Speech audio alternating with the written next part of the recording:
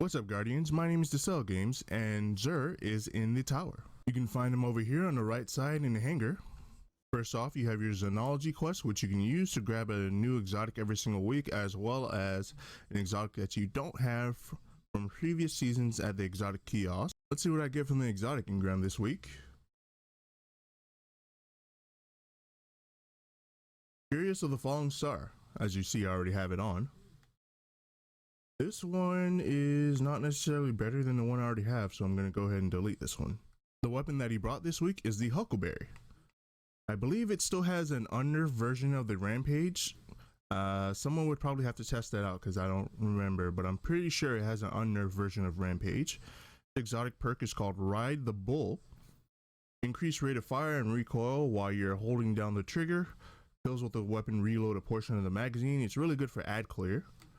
Comes with a few bit of ornaments. I think I only have access to one right now, but I believe coming December 7th, you'll have access to more. Well, at least be able to purchase them from right here. It does have an exotic catalyst, which I believe you can get from strikes. And as you can see, it kills with this weapon now reload the entire magazine. So get working on it if you don't already have this weapon as well as its catalyst. Hunter exotic this week is the Riding Flux. Quick successive attacks with arc staff increases damage output and duration. Really good for arc staff, especially since it just got a buff. Unfortunately, it only has a 61 overall. Intellect is not bad, neither is mobility, but recovery is kind of meh. I mean, pick this up if you don't already have a decent pair, but you can do better. The Titan exotic is the Insurmountable Skull Fort. Exotic perk is called Transfusion Matrix. Kills with arc melee abilities trigger health regen and restore melee energy. It'll be pretty decent for Witch Queen, especially considering that they're going to be nerfing ability regen, but I feel like this will be really good if you can for ad clear, especially shoulder charge. They're nerfing in PvP, so this will not necessarily be the exotic for you in PvP unless, I mean, you do some chip damage before you land the hit. It actually has a really good amount of strength. Could use some more intellect. Mobility is just not useful on Titan, and you definitely want more resilience. This one is not the greatest you can get, but I would say grab it for the strength and then try and see if you can get a better one later on. It does, I believe, have a couple of ornaments. So yeah.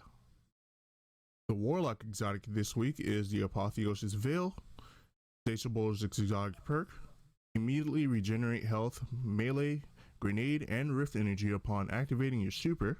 Nearby allies recharge class abilities faster. This will probably be a better support exotic for Witch Queen. It's got some healthy distribution with all the strength, intellect, recovery. I would say grab this if you don't already have one, and then maybe during Witch Queen some changes will make this exotic more favorable. The legendary armor this week is the Phoenix Strife Type 0. I believe for all three characters. Each of them have their own specific ornaments that you could unlock, I'm sure, if you don't have them from previous seasons. This one is actually really well distributed. I would say grab this if you're a Titan main. Actually, same for the chest piece. It's got some really good Titan armor this week. The helmet could use a little bit more recovery, but it's not the worst. And then the boots are actually really good too. So yeah, pick up the gauntlets, chest piece, and the boots, guaranteed for Titans if you don't already have some really good distributed pieces of armor. All right, so for the Hunter, we got the Crucible set as well. Gauntlets aren't bad, but you could do better in distribution. I would say grab this chest piece. It's easy to make up the loss of mobility. Same thing for this helmet as well. There's 3 pieces of armor that are decent for the Hunter as well this week. Not so much for the boots. Would want more recovery. You can do without intellect, at least a little bit coming next season, but you don't want to have loss of recovery. So the helmet, chest piece, and maybe the gauntlets. All right, we got the Anka Seeker for the Warlocks. Pass on that. Not bad, not bad. Got the chest piece. Helmet, no, maybe. Helmet's a maybe. And boots are, they're worthy. If you masterwork it, they're good enough. That's it for today's Zerv video. Let me know in the comments if there's anything from his inventory that you'll be picking up, as well as if there's anything else that you want me to cover. Currently working on a video of 10 weapons that I believe everyone should at least try and grind for before Witch Queen. So until then, if you found this video useful, don't forget to